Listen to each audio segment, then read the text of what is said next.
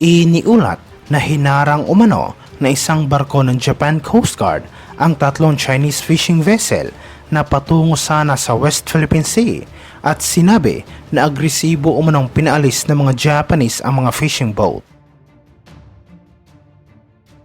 Nag-deploy ang Japan ng humigit kumulang 10 mga Coast Guard vessel upang tulungan ang Pilipinas na protektahan ang teritoryo nito at sinabi na hindi umano sila papayag na basta-basta na lang apihin ng komunistang bansa ang mga Pilipino. Itinuturing ng Japan ang Pilipinas bilang isang mabuting kaalyado at balak ng Japanese government na direktang tulungan ang Pilipinas sa pamamagitan ng pagdideploy ng mga barko sa West Philippine Sea. Balak din ng Japan na magpasa ng isang batas na magpapahintulot sa kanilang bansa na magbigay ng mga armas sa mga kaalyado nito sa rehiyon tulad ng Indonesia, Vietnam at Pilipinas, at ito ay sa gitna ng kinakaharap na hamon ngayon ng mga nasabing bansa sa South China Sea. Iniulat ito matapos nagkasundo ang mga top defense at diplomatic officials ng Estados Unidos at Pilipinas na kumpletuhin ang roadmap sa mga darating na buwan upang masakop ang binabalak na delivery ng defense assistance para sa Pilipinas sa susunod na 5 hanggang 10 taon. Sinabi ni US Defense Secretary ng Pilipinas na kung saan isang long-time ally ng Estados Unidos ay inaasahan na makakatanggap ng mga priority defense platforms kabilang ang mga radar, drone, military transport aircraft at air defense systems. Sinabi sa isang joint statement ng pagpapatupad na isang tinatawag na Security Sector Assistance Roadmap sa mga darating na buwan ay magiging gabay sa pinaplanong defense modernization investment ng Estados Unidos sa Pilipinas. Sinabi ni Philippine Foreign Minister sa isang news conference ng dalawang panig ay nagkasundo na doblehin ang kanilang commitment sa pag-modernize ng alyansa ng Pilipinas at Estados Unidos bilang pagkilala sa responsibilidad ng dalawang bansa sa pagpapanatili ng kaayusan at kapayapaan sa rehiyon. Sinabi ng mga eksperto na nakikita ng Estados Unidos ang Pilipinas bilang isang estratehikong lokasyon para sa mga rocket, missile at artillery system nito upang kontrahin ang isang amphibious invasion ng komunistang bansa sa isla ng Taiwan na kung saan ay pilit na inaangkin ng Beijing bilang bahagi ng kanilang teritoryo.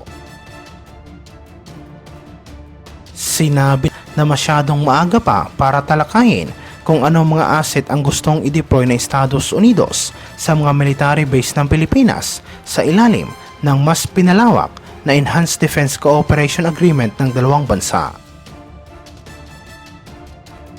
Samantala sa ibang aspeto naman, iniulat na hinarang umano ng Navy ang isang Chinese warship na umanakarang araw at sinabi na hindi pinayagan ng hukbong dagat na makapasok ang barko ng China sa teritoryo ng bansa.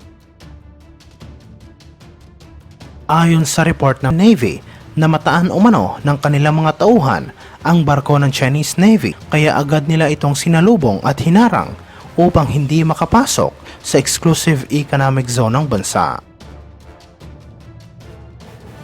Sinubukan pa umano ng mga tauhan ng Navy na makipag-usap sa radyo at sinabihan ang mga Chinese na huwag pumasok sa teritoryo ng bansa, ngunit binaliwala lang ito kaya't napilitan ang hukbong dagat na harangan ang barko ng China. Dineploy ng Navy ang isa sa pinakamalaki at pinakabagong warship nito upang tulungan ang Coast Guard na protektahan ang lugar laban sa patuloy na ginagawang pangangamkam ng komunistang bansa. Iniulat ito matapos sinabi ng China sa pamamagitan ng foreign ministry nito ng military cooperation sa pagitan ng Estados Unidos at Pilipinas ay hindi dapat pakialaman ang mga territorial disputes sa South China Sea at magdala ng peligro sa maritime at security interest nito sa rehiyon. Nagbigay naman ng pahayag ang tagapagsalita ng Chinese Ministry of Foreign Affairs na si Wang Wenbin nang tanungin siya kung ano ang kanyang komento tungkol sa mga ginagawang pagsasanay sa pagitan ng mga American at Filipino troops. Sinabi ni Wang ng military cooperation sa pagitan ng mga bansa ay hindi dapat mag-target sa anumang third party at dapat makatulong ito sa pagpapanatili ng kapayapaan at estabilidad sa buong rehiyon. Idinagdag niya ng military cooperation ng Estados Unidos at Pilipinas ay hindi dapat pakialaman ang maritime dispute sa South China Sea at hindi dapat ito makapinsala sa territorial sovereignty ng China pati na ang kanilang maritime rights at security interest sa lugar. Bukod sa China at Pilipinas, ang Brunei, Malaysia, Taiwan at Vietnam ay may parehong mga overlapping claims sa Spratly Islands sa South China Sea na pinaniniwalaang mayaman sa gas at mineral deposits. Nireject naman ng komunistang bansa ang naging ruling ng Permanent Court of Arbitration noong 2016 na pumabor sa Pilipinas na kung saan ay nagpawalang bisa sa 9-dash line ng Beijing sa South China Sea.